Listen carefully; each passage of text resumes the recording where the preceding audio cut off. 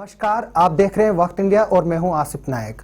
हमारे साथ आज एक ऐसी शख्सियत है जो किसी तारुफ की मोहताज नहीं है। ये आज Jammu Kashmir power development corporation के मैनेजिंग डायरेक्टर हैं और हिंदुस्तान में 2010 में टॉपर रहे हैं आईएएस के।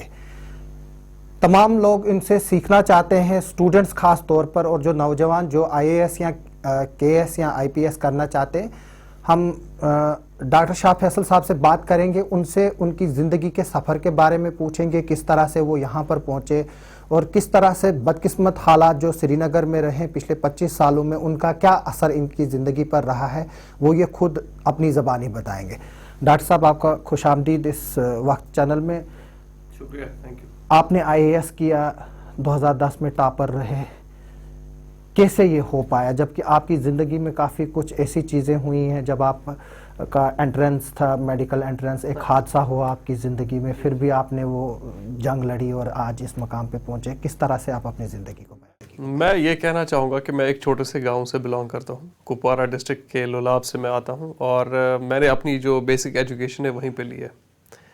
तो एक मीडियम दर्जे के, तब मिडिल क्लास से बिलोंग करता था मैं। वहाँ के हालात जिस तरह से बाकी सब ने शायद वहाँ उनसे स्ट्रगल किया है, मैंने भी उसी तरह की स्ट्रगल की है।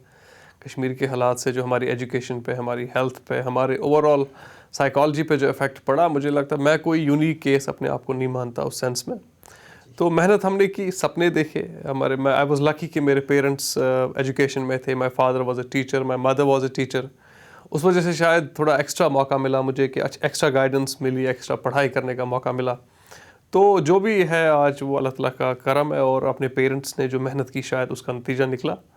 मैंने भी सपने देखे और उसके बाद मेहनत की। ऑब्वियसली मेहनत तो बहुत लगती है। मैंने एमबीबीएस किया, उसके बाद आईएएस में गए, सोचा चलिए ऑल इंडिया लेवल पे compete करेंगे। बहुत सारे बच्चों ने पहले भी किया था, हमारे सामने रोल मॉडल्स थे, डॉक्टर शाहिद इकबाल थे, अब्दुल गनी मीर साहब थे, उनसे पहले हमारे सीनियर्स थे।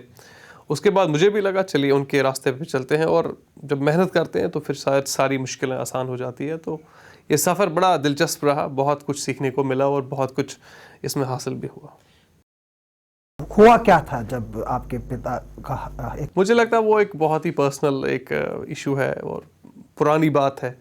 शायद पुरानी बातों को दोहराने में, जज्बाती बातों को दोहराने में शायद मुनासिब नहीं लगता है। अभी ज़िंदगी बहुत आगे निकल गई है, बहुत सारी चीज़ें हुई हैं तब से, तो कुछ चीज़ों के बारे में बातें करना शायद हमेशा से अच्छा नहीं लगता है। तो एक पर्सनल इशू सा है। आपकी मैं पूरी कदर करता हूँ आपकी बात की कि आपने पूछा आउट ऑफ कंसर्न। मगर शायद जब एक आदमी ग्रो करता है 10 साल, 15 साल, 20 साल, तो अल्लाह ताला ने हमें एक बहुत बड़ा जो गिफ्ट दिया है, वो गिफ्ट है फॉरगेटफुलनेस का, जो हम भूल जाते हैं चीज़ों को, जो हम आगे बढ़ जाते हैं। मेमोरी एक बड़ा गिफ्ट है, लेकिन आपको पता है उसके ही जितना पावरफुल गिफ्ट है भूल जाना। हमें कभी लगता है कि भूलना, लेकिन आपने उन हालात में भी किया। नॉर्मली इंसान टूट जाता है, जो आपके वालिद के साथ हुआ या बाकी हुआ, तो फिर और आकर और फिर टॉप करना। मतलब आजकल जो हमारे सोसाइटी में लड़के हैं या जो लड़कियां जाती हैं, उनमें काफ़ी स्ट्रेस होता है और वो स्ट्रेस को कंट्रोल नहीं कर पाते। हमने अक्सर देखा कि कभी कोई 12th में फेल हुआ, 10th में फेल हुआ, वो एक्सट्रीम। एब्सोल्युटली मैं मानता हूँ। और शायद ये अपब्रिंगिंग पे बात आती है। मैंने आपको कहा कि जो मेरे पेरेंट्स थे, उन्होंने जो अपब्रिंगिंग हमें ये दी, वो पॉजिटिव अपब्रिंगिंग दे दी। हमें हमेशा से बचपन से बोला गया कि आपको जी अपनी ज़िंदगी में कुछ पॉजिटिव करना है। हमें ज़िंदगी में चीज़ों को देखने के दो तरीके होते हैं। हम चाहें तो हर चीज़ को खाली देखें, गिलास होती है, अगर गिलास में पानी है, आधा भरा हुआ है, तो हम एम्प्टी गिलास देखें या हाफ फुल गिलास देखें, ये हमारे नज़रिए पे डिपेंड होता है। और वो सारा पॉसिबल हो जाता है जब आपको बचपन से आपके पेरेंट्स जिस हिसाब का रवैया, जिस हिसाब का नज़रिया वो आपके जहन में इनकलकेट करें, तो शायद उसी हिसाब से फिर आप अपनी ज़िंदगी को देखने लगते हैं। लकीली मैं बताऊं कि मैंने हमेशा से अपने ज़िंदगी में पॉजिटिव चीज़ों को देखने की कोशिश की है, और उस वजह से in spite of struggles, in spite of obstacles, शायद कुछ मैं कर पाया हूँ अपनी लाइफ में। माँ बाप के अलावा इंस्पिरेशन बहुत सारे हैं। ऑनेस्टली मैं बताऊं, मैं जब सिविल सर्विस की तैयारी कर रहा था, तो अपने आसपास जो हमारे सीनियर्स थे जिन्होंने आईएएस किया था, आईपीएस किया था, गनी मीर साहब खासकर हमारे इलाके से ताल्लुक़ रखते थे, तो अच्छा लगता था कि उनको देख देख के लगता था चलिए हम भी एक दिन इनकी तरह बड़े ऑफिसर बन जाएंगे। लेकिन उसके साथ साथ आप फिर बहुत एक अलग लेवल पे आप आपके कुछ पोइट्स होते हैं, कुछ राइटर्स होते हैं, कुछ ऑथर्स होते हैं जिनको आप अच्छा मानते हैं, जिनकी वजह से जिनको पढ़ के शायद आप ज़िंदगी का जो सलीका है वो सीखने लगते हैं। आप काफ़ी जगह रहे, डीसी पुलवामा रहे, لیکن ایک موقع آپ کو ملا جو ایک امپورٹنٹ ڈپارٹمنٹ، جب آپ ڈائریکٹر اسکول ایجوکیشن کشمیر رہے، آپ سوشل میڈیا پہ بھی کافی ایکٹیو رہے، آپ نے جو لوگ ملازم ڈیوٹیاں نہیں دیتے تھے ان کے خلاف کارروائی کرنا چاہا، لیکن انہوں نے آپ کے خلاف ایک مہم چلائی، تو کیا بولیں گے آپ؟ وہ تھا کیا اور کیسا چیلنج ہوا اور آپ کیا چھوڑ کے وہاں گئے؟ ایجوکیشن محکمے کو میں اپنی زندگی کا سب سے بڑا جو لرننگ ایکسپیرینس میرا رہا وہ مانتا ہوں. ابھی تک میں نے 3-4 اسائنمنٹس دیکھی ہیں، لیکن ایجوکیشن اتنی امپورٹنٹ اسائنمنٹ ہے، اس کا جو گراؤنڈ کے ساتھ جو کنیکشن ہے شاید ہی وہ کسی اور اسائنمنٹ کا ہو سکتا ہے. آلدو ابھی جو ہمارے یہاں پہ پرائیویٹائزیشن کا کلچر چلا ہے، گورنمنٹ اسکولز میں جو بچے ہیں وہ اتنے سارے ہیں بھی نہیں، لیکن جو ایجوکیشن کی امپورٹنس ہے، میں مانتا ہوں ایجوکیشن اپنے آپ میں ہماری ریاست کی، سرکار کی یا گورنمنٹ آف انڈیا کی اگر سب سے بڑی کوئی پاورٹی ایلیویشن اسکیم ہے وہ ایجوکیشن ہے. جو ہمیں لگتا ہے نریگا ہے، ہمیں لگتا ہے سوشل ویلفیئر ہے، ہمیں لگتا ہے فوڈ ڈپارٹمنٹ کی اسکیمز ہیں. اصل میں اگر لوگوں کو غریبی سے نکالا جا سکتا ہے وہ ایجوکیشن کی وجہ سے نکالا جا سکتا ہے. تو جب میں ایجوکیشن کو ہیڈ کر رہا تھا کشمیر میں، ایک موقع مجھے ملا کہ وہ عام انسان ہے جو اپنے بچوں کو آج بھی سرکاری اسکول میں چھوڑتے ہیں. ان بچوں کی ایسپریشنز، ان بچوں کے سپنے کو سمجھنے کا موقع مجھے ملا. ڈاکٹر صاحب، ہم دیکھتے ہیں کہ اگر ہم پرائیویٹ اسکولوں کے سٹاف کی بات کریں جو 12ویں پاس ہے یا سمپل گریجویٹ ہے وہ وہاں ٹیچر ہے، اگر جب ہم اپنے سسٹم کی بات دیکھیں P G, P H D, M S C B Ed, M S C M Ed, لیکن پھر بھی کیوں فیل ہوتے ہیں بچے؟ اسکولوں کا رزلٹ کم آتا ہے بنسبت کہ پرائیویٹ اسکول کے جو رزلٹس ہیں وہاں اگر 50 بچے ہیں 40 ڈسٹنکشن ہیں، 5 فرسٹ کلاس ہے، ایک آدھ کبھی کوئی مجھے لگتا ہے سب سے بڑی چیز شاید جو ہمیں اس کو سمجھنے میں ہیلپ کر سکتی ہے وہ یہ ہے کہ پہلے ہمیں دیکھنا ہے یہ بچے جو سرکاری اسکول میں ہیں یہ ہیں کون. آپ کو پتہ ہے اس وقت جموں کشمیر کے سرکاری اسکولوں میں قریباً 14 لاکھ بچے پڑھتے ہیں. اگر آپ B P L population count کریں گے ہماری ریاست کی اور B P L house holds کی دیکھیں گے، ہر ایک ہاؤس ہولڈ سے آپ 2 بچے اگر لیں گے آن این ایوریج آپ دیکھیں گے شاید یہ حساب کہیں نہ کہیں پہ فٹ بیٹھتا ہے. ایسنشلی ہمارے سرکاری اسکول میں آج کل وہ بچہ پڑھ رہا ہے جس کی کوئی آواز نہیں ہے. ابھی جو سرکاری ملازم ہے، ڈاکٹر ہے، آئی ایس آفیسر ہے، آئی پی ایس آفیسر ہے، ہمارے آنریبل پالیٹیشینز ہیں، سب نے اپنے بچے سرکاری اسکول سے نکال کے ان کو پرائیویٹ اسکول میں ڈالا ہوا. میں اپنے بچے کی بات کروں، کل اگر مجھے بھی موقع ملے گا شاید میں بھی ایک پرائیویٹ اسکول کو پریفر کروں گا. تو جو یہ بچہ اب سرکاری اسکول میں رہا ہے اس کی کوئی آواز نہیں ہے، اس کی کوئی وائس نہیں ہے، وہ اس کی کوئی ریلیونس نہیں ہے. اس وجہ سے جو ہمارا اپروچ رہا ہے آج تک ایجوکیشن کی، اور شاید وہ اپروچ ٹیچر اورینٹڈ رہا ہے. ہمیں لگتا تھا کہ ایجوکیشن ڈپارٹمنٹ ٹیچروں کے لیے ہے، ایجوکیشن ڈپارٹمنٹ اسکول کنسٹرکشن کے لیے ہے، ایجوکیشن ڈپارٹمنٹ ٹیکسٹ بکس کے لیے ہے. لیکن ایجوکیشن ڈپارٹمنٹ کی جو اورینٹیشن پچھلے کچھ سالوں سے چینج ہوئی ہے، اب ایجوکیشن ڈپارٹمنٹ بچوں کے لیے بنا ہوا ہے. اور میں مانتا ہوں کہ جو یہ ریفارمز کچھ سالوں سے ہوئے ہیں، جس حساب سے آپ کہتے ہیں کہ پرائیویٹ اسکولز میں ریزلٹس آ رہے تھے، مجھے لگتا ہے اب آج سرکاری اسکولوں میں بھی اکاؤنٹیبلٹی پہ زور ہو رہا ہے اور سرکاری اسکولوں میں بھی ریزلٹس پہ دھیان دینے پہ اب آئی تھنک بات چلی ہوئی ہے. نہیں، آپ نے ٹیچرز کے لیے ایک ڈگنیفائڈ آرڈر نکالا جو کہ پہلی قسم کا تھا اور اچانک ایک اچنبھا سا ہوا. ٹیچرز کے لیے جو ہم بھی جائے گا وہاں کرسی آپ کے آفس میں ڈالیں. کس طرح کے ریفارمز چاہتے ہیں آپ، مطلب جو آپ ادھورے چھوڑ کے گئے؟ کیونکہ آپ نے راجیو رنجن کے لیے ایک بہت اچھا پوسٹ لکھا تھا، جیسے میں نے بہت ہی برائٹ آفیسر ہیں، میرے کلیگ بھی ہیں، میرے بیچ میٹ بھی ہیں، مجھ سے بہت اچھا چلا رہے ہیں ڈائریکٹوریٹ وہاں پہ اس وقت.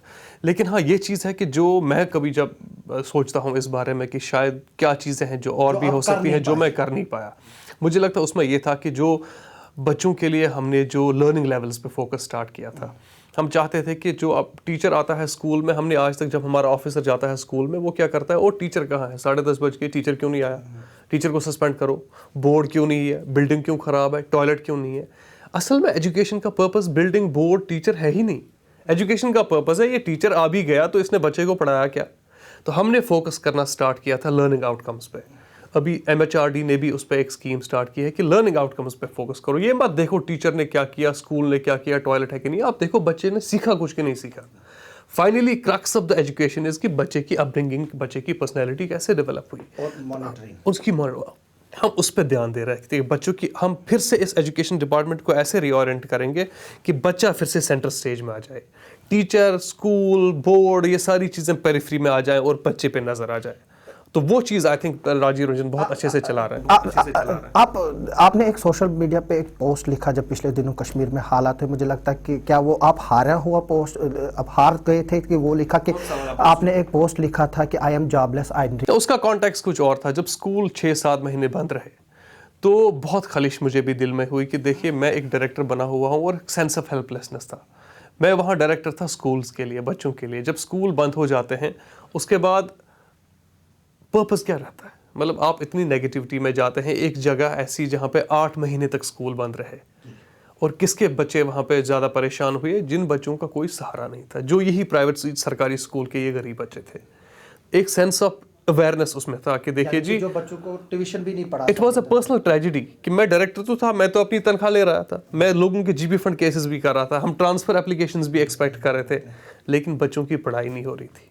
और वो उस कॉन्टेक्स्ट की, उसको कॉन्टेक्चुअलाइज करने के लिए वो पोस्ट लेकर उसके लिए क्या मैसेज आप देखें? पिछले दिनों वैली में जब आप थे, स्कूल्स भी जले, एजुकेशनल इंस्टीट्यूट्स भी जले, स्कूल्स बंद भी रहे, तो आप चाहते क्या थे उससे कन्वे करना? मतलब किसको आप मैसेज देना चाहते थे? ये था कि एक डायरेक्टर आपका बैठा हुआ है वहां पे, वो तो तनख्वाह ले रहा है, मुझे तो कोई जाती परेशानी नहीं थी, मैं घर में बैठा हुआ हूँ, किताबें पढ़ रहा हूँ, म्यूजिक सुन रहा हूँ, जो मुझे मर्जी है। लेकिन एक अवामी मैसेज है कि फाइनली लॉस इसका किसका है? फाइनली एक अवाम का लॉस है, एक जनरेशन का लॉस है। वो एक ऐसी जनरेशन है, मैंने तो अपनी लाइफ में कुछ कर लिया, मैं तो अब सेटल्ड हूँ अपनी ज़िंदगी में, लेकिन जो ये बच्चा जिसको स्कूल जाना था, आप देखिए उसकी ज़िंदगी के साथ क्या हो रहा है। कई सालों से रिपीटेड डिस्ट्रप्शंस एजुकेशन में हो रहे हैं। मुझे लगता है शायद हर एक चीज़ को रिप्लेस किया जा सकता है, लेकिन इन बच्चों के जो एक कुछ साल ज़ाया हुए, I don't know, it's like अगर 1 मिलियन बच्चों के 3 महीने ज़ाया हुए, तो आपने 3 मिलियन मंथ्स वेस्ट कर लिए। अगर आपने 10 लाख बच्चों का 1 साल ज़ाया किया, तो आपने 10 लाख साल वेस्ट किए। मुझे नहीं लगता दुनिया में कोई ऐसी चीज़ है, कोई ऐसी क्लॉक है जो हमें उस टाइम को वापस हासिल करने में मदद कर सके। It is a tragedy, no doubt. इससे पहले कि मैं आपके डिपार्टमेंट पे आऊँ, आपने पिछले दिनों एक पोस्ट लिखा जिसपे 2 सरपंच का जिक्र आपने किया। फयाज अहमद, आपने बताया कि वो आपके पास आते थे, किस लिए आते थे, खुद ही बयान।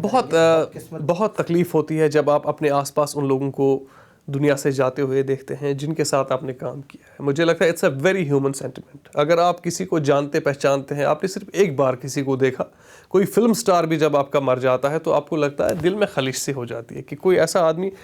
डेथ एक ऐसी चीज़ है, मुझे लगता है जो दुनिया में सबसे पेनफुल चीज़ अगर कोई है वो डेथ है। तो ये इंसिडेंटली ये था कि जब मैं पुलवामा में पोस्टेड था, तो ये दोनों सरपंच पब्लिक इश्यूज़ लेके मेरे पास आते थे। तो दोनों सरपंच डिफरेंट सर्कमस्टेंसेस में मारे गए। कश्मीर के हालात का आप जानते हैं, पता भी नहीं चलता है किसने। एक प्रॉफेट सल्लल्लाहु अलैहि वसल्लम की एक हदीस है कि एक ऐसा टाइम आएगा जब लोगों को पता ही नहीं होगा किसने क्यों मारा, और जो मर गया उसको पता ही नहीं होगा मैं क्यों मारा गया।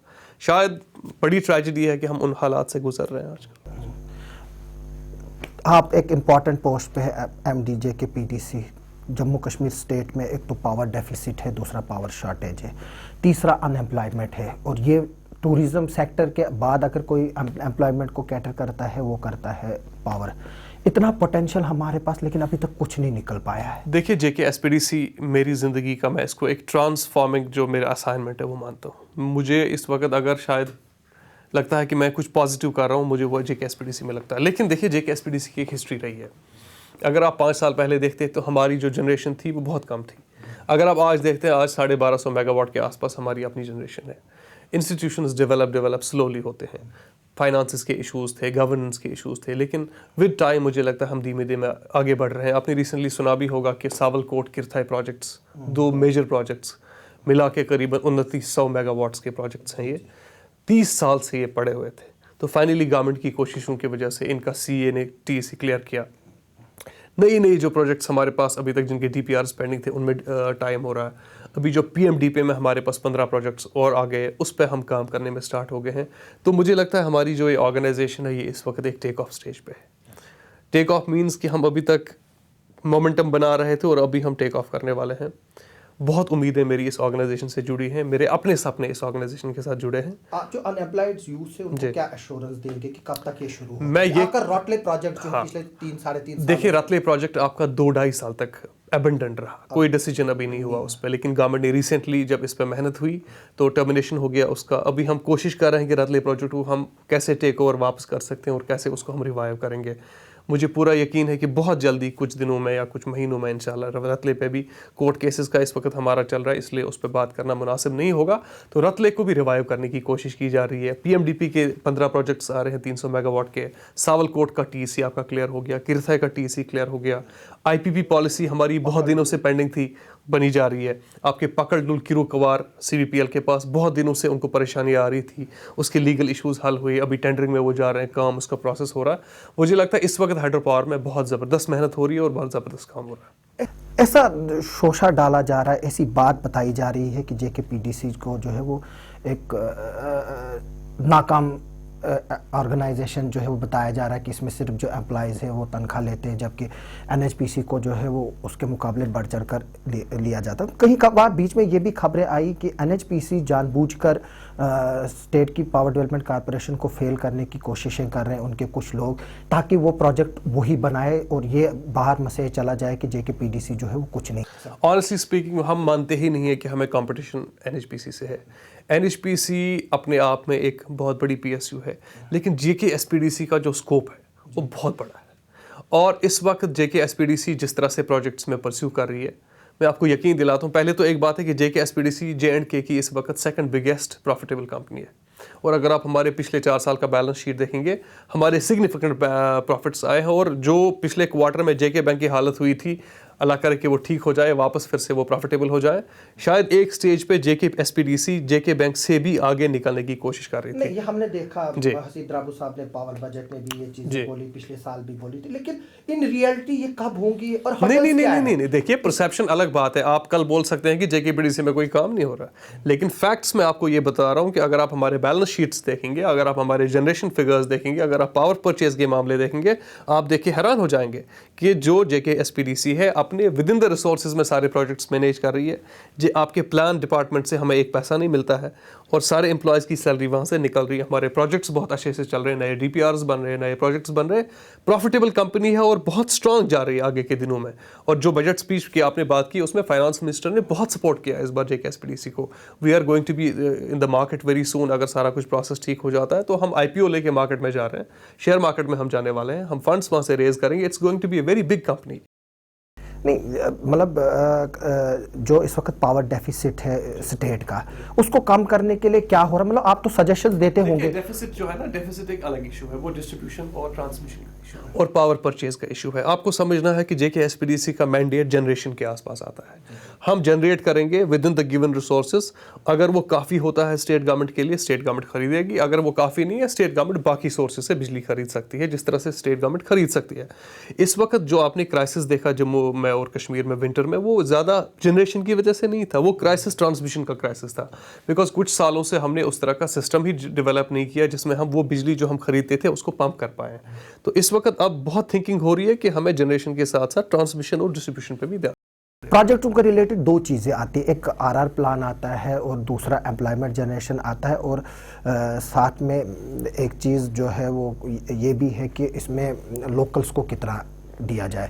آپ اس پہ تھوڑا سا بتائیں گے کہ کیا ہے؟ ہمارا جو کانسیپٹ ہے کہ جب بھی پروجیکٹ کہیں بنے, اس کا پہلا حق وہاں کے لوکلز پہ بنتا ہے. ریسنٹلی ہم نے ساول کوٹ کی ٹنل الاٹ کی, ایکسیس روڈ کی جو ٹنل ہے HCC کو ملی. وہاں پہ لوگوں کا, جب میں وہاں ریسنٹلی گیا, میں رامبن گیا, وہاں ٹینگر علاقہ ہے, دھرم کنڈ میں گیا, میں بڑا خوش ہوا یہ دیکھ کے کہ لوگوں کی بہت ایکسپیکٹیشنز ہیں. لوگوں نے ہمیں کہا کہ ہم جی اس پروجیکٹ کو فیسیلیٹیٹ کرنے کے لیے کچھ بھی کرنے کے لیے تیار ہیں. ہم چاہتے ہیں کہ یہ جو ٹنل ہے یہ بنے اور ہمیں جابس ملیں. رتلے میں بھی یہی ہوا. ہمارا اس وقت جو باقی پروجیکٹس میں پالیسی یہ ایز ہے کہ آپ کو جو لوکل امپلائیز ہیں, لوکل یوتھ ہے, ان کو ایڈجسٹ کرنا پڑے گا. اس میں نو ڈاؤٹ لیبر کا پہلا حق بنتا ہے اس میں. پچھلے دنوں کافی ڈیمانڈس آئی کہ جو راٹلے پاور پروجیکٹ ہے 850 میگا واٹ کا کشتواڑ میں بن رہا ہے, کہ اس کو JKPDC خود کرے. Is JKPDC capable to construct? Absolutely. جو میں اپنے JKPDC کو جس نظر سے میں دیکھتا ہوں, دیکھیے ایک آرگنائزیشن کی سب سے بڑی بات ہوتی ہے آپ کے امپلائیز کا مورال کیسے ہے. اگر آپ آرگنائزیشن کو بولیں گے یہ فضول آرگنائزیشن ہے, فیلئر آرگنائزیشن ہے, کچھ نہیں کریں گے, تو کچھ نہیں کریں گے. ایز این MD میرا رول اس وقت ایز اے لیڈر وہاں پہ یہ ہے کہ میں اپنے امپلائیز کو آرگنائز کروں, موٹیویٹ کروں. جن لوگوں نے 450 پلس 450 900 میگا واٹ بگلیہار کیا, وہ رتلے کے 850 میگا واٹ کو بھی کر سکتے ہیں. اور مجھے اپنی ٹیم سے پورا کانفیڈنس ہے that they have told me that they can do it. جس دن گورنمنٹ کا یہ فیصلہ کرے کہ رتلے ہمیں خود کرنا ہے EPC موڈ پہ, I think JKSPDC is completely competent to do that. اب آتے ہیں آپ کے دوسرے موضوع پہ کہ آپ نے IAS کیا ہے, جو اب نئی تیاریاں کر رہے ہیں, کیسے نہیں ان کو کیا بتائیں گے آپ؟ میں بہت ان ٹچ رہتا ہوں نئے ینگسٹرز کے ساتھ جو سول سروس میں آنا چاہتے ہیں.